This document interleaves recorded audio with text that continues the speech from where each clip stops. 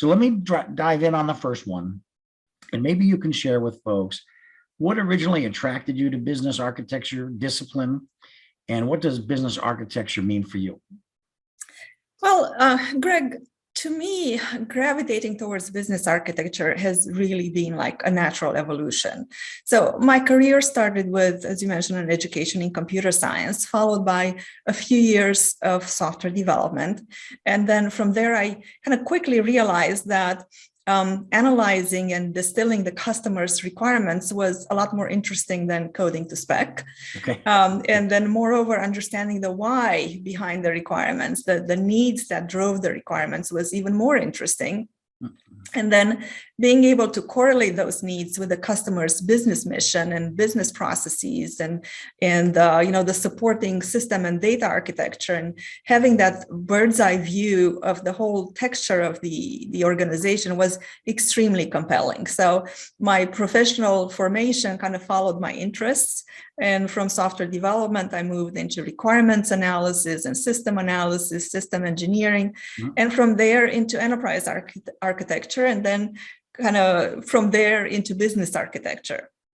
Now, in parallel, my management responsibilities have also grown, where these days my primary focus is really on outcomes, on the delivery of services and solutions, on people, on customers, on financials. Now, these elements, people, products, budgets, customers, they're also part of an organization's business architecture.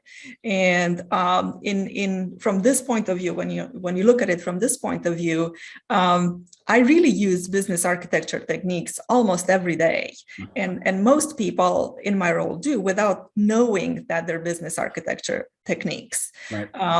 Case in point, to understand my customers, I need to learn their business. I need to understand their vision, their strategy, their value chain, their business processes, so that I can then locate the gaps or the areas of weakness in their business and in their architecture. Where do the problems lie?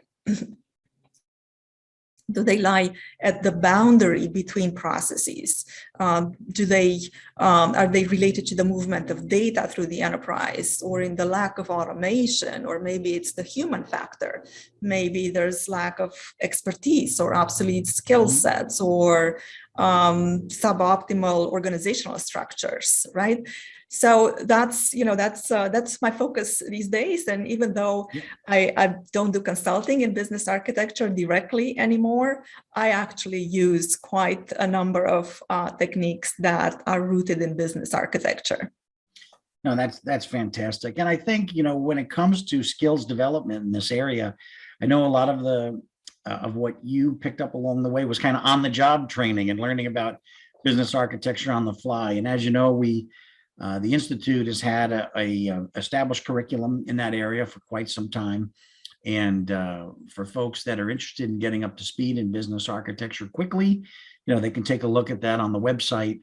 We have individual courses and certificate programs, as well as a business architecture certification now. So the Institute is doing what we can to help both individuals and organizations looking to adopt business architecture. So thank you so much, Simona. Absolutely. Thank you.